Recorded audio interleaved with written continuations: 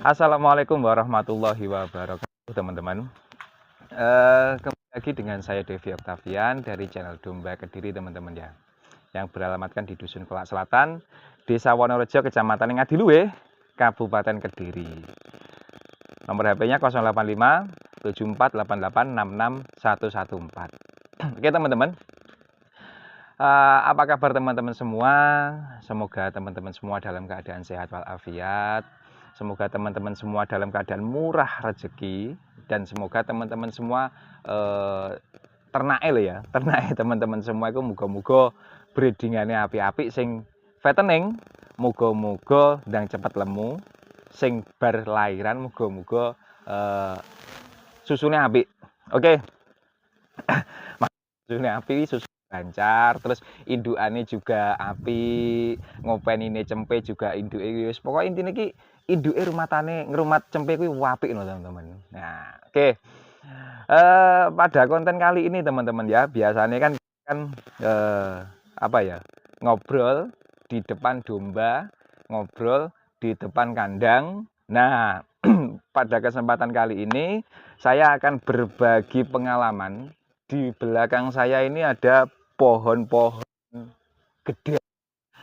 Kalau orang Jawa nyebutnya ini gedang, tapi kalau bahasa Indonesia ini pohon pisang, teman-teman. Nah,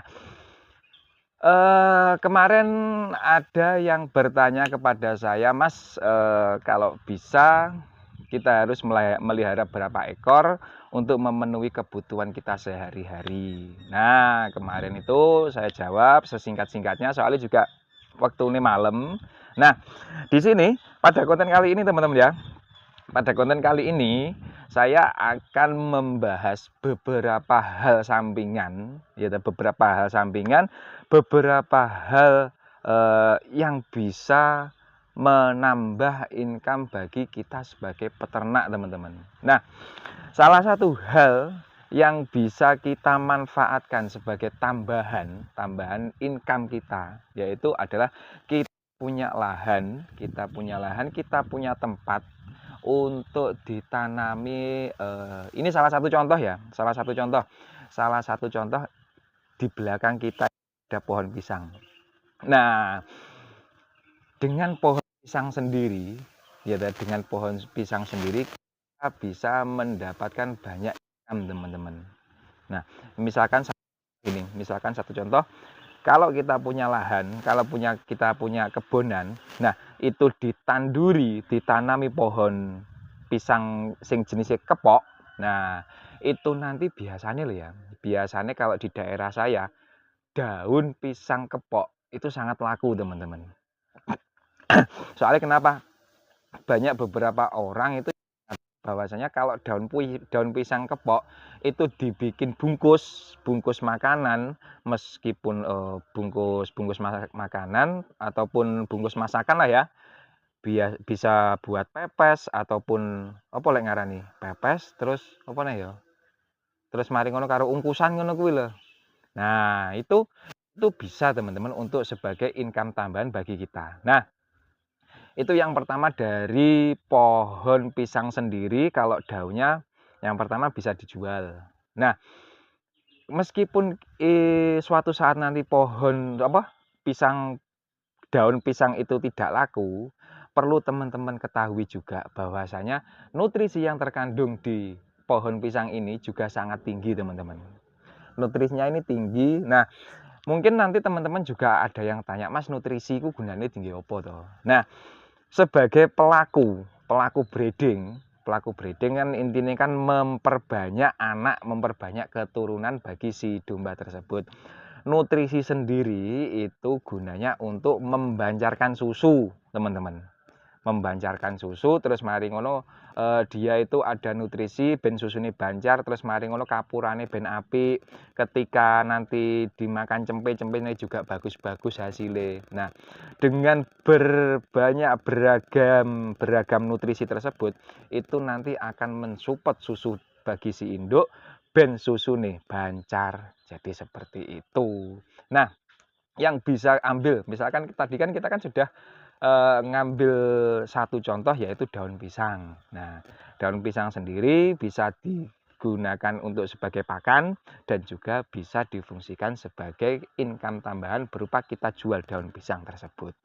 Nah, tadi kan kita kan sudah membahas tentang daun pisang kepok yang bisa digunakan sebagai pakan dan juga sebagai income tambahan. Nah, kalau daun pisang yang lain bisa nggak, Mas? Setahu saya kalau sebagai income tambahan, sebagai pembungkus nasi, itu yang paling bagus, yang paling banyak dicari itu memang daun pisang kepok, teman-teman. Nah, itu makanya itu di daerah saya ya wis intine iku bungkus nasi itu ya mayoritas menggunakan daun pisang kepok. Itu yang pertama dari daunnya. Nah, yang kedua dari pisangnya sendiri, teman-teman. Nah, pisangnya sendiri, ini kan kita kan sudah terlepas dari COVID ya, gitu. Kita kan sudah terlepas dari COVID. Soalnya dulu waktu kita waktu kita COVID itu kan tidak ada acara hajatan. Soalnya kenapa? Dulu itu kan juga teman-teman tahu sendiri bahwasanya di era pandemi itu lawang kok kita hajatan, lawang kita kerja aja harus dari rumah kok, iya toh. Nah, alhamdulillah saat ini sudah terlepas dari pandemi. Nah, ini kemarin saya ngobrol itu sama teman-teman yang ada di pasar bahwasanya kebutuhan pisang itu saat ini sudah mulai meningkat. Apalagi saat ini kalau di Jawa ini lagi ada beberapa waktu yang banyak orang mengatakan golek hajatan pas wayah dino. Paham nggak, teman-teman? Jadi ada bulan-bulan tertentu yang dimana bulan-bulan tersebut memang marak sekali adanya musim nikahan. Nah, pasti tidak terlepas dari daun jika nggak apa daun-daun tidak terlepas dari tidak juga terlepas dari pohon, kok pohon sih, tidak terlepas juga dari buah pisang tersebut, baik buah kepok, buah raja, buah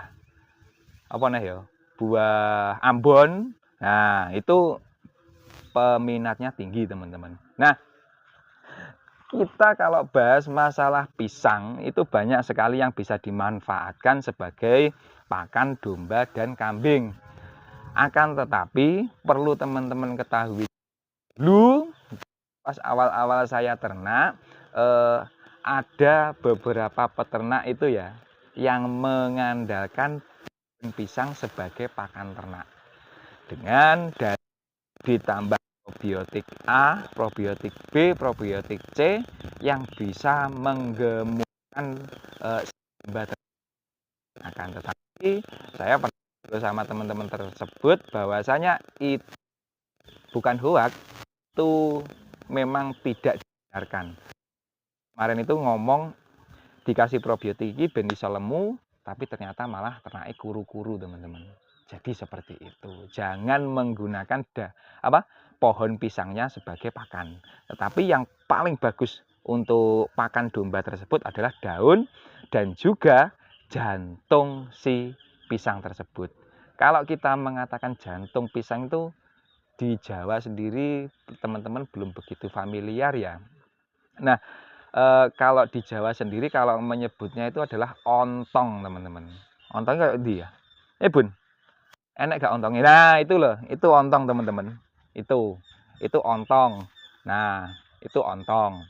Ontong pisangnya seperti itu. Nanti kalau tandanannya itu sudah banyak, berapa lirang. Kalau di sini menyebutnya lirang, kalau di bahasa Indonesia itu menyebutnya biasanya sisir. Berapa sisir gitu. Biasanya kalau di Jawa sendiri itu 10 sisir buah pisang, baru jantungnya itu dihabiskan atau diambil. Nah, biasanya kalau sudah banyak itu biasanya sampai guak-guak, teman-teman. Nah, kalau sampai guak-guak kan itu nanti biasanya juga diberikan jenenge nenggone tukang warung tinggi tambah sayur.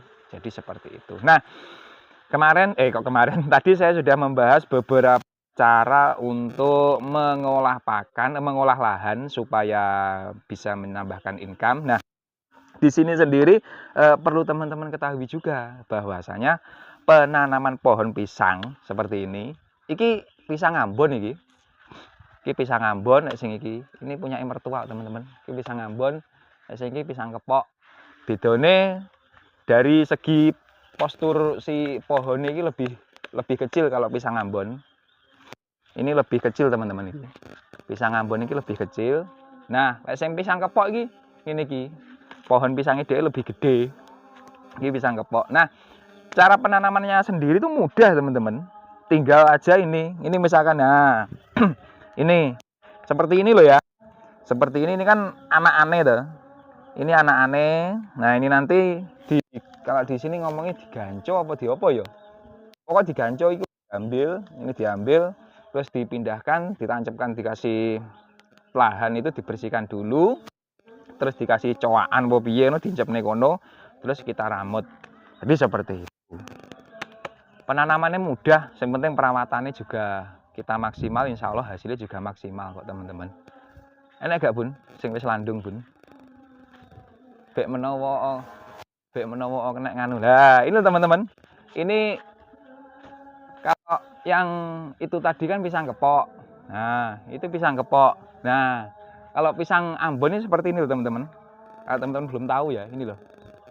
Nah ini pisang Ambon teman-teman. Ada yang mengatakan ini pisang hijau, ada yang mengatakan juga ini Cavendish. Yo, lek ngarani ya memang pisang Ambon. Pisang Ambon, teman-teman. Seperti itulah. Terus apa nah ya? Dari segi income juga udah. Terus dari segi perawatannya ya yang penting dirawat suket-sukete ngono kuwi, tapi berhubung ini ki sudah memasuki musim penghujan ya tumbuh suket-suket liar, teman-teman. Jadi seperti itu. Oke. Mungkin cukup sekian ya dari perbincangan ngobrol ngalor ngidul kita. Semoga saja ini bisa menambah wawasan teman-teman semuanya. Dan jika ada salah kata, saya Devi Oktavian pamit undur diri. Jika kurang lebihnya saya juga mohon maaf. Wassalamualaikum warahmatullahi wabarakatuh.